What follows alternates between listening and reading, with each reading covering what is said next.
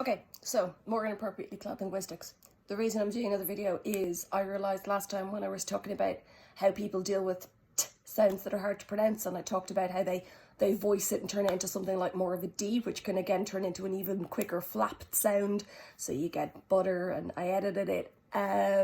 Or they can weaken it like we do in Ireland and say butter, water. Irish people have often trouble saying water. I'm not going to lie, I've heard water and water. And yeah, the other thing that, and I did go into the t, like the batter burger that you might hear ordered in a chipper in Dublin. But I forgot something. I can't believe I forgot. The glottal stop, or the glottal stop, as I like to say, because I'm very, very funny. So the glottal stop, mentioned very briefly in a previous video, is like the sound that you would hear between the and the o of uh-oh. It's a stop. That means it's one of those sounds that you make by blocking all the airflow through your mouth and then releasing it in a kind of a burst. So the glottal stop is used in a lot of accents in Britain, small number in Ireland. I have read that there are no glottal stops in Hiberno English, but that is not true. It is most definitely in use in at least Dublin English.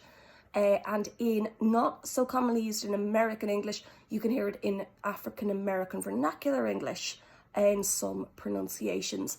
So the glottal stop basically replaces the T with this block sound in the back of your throat.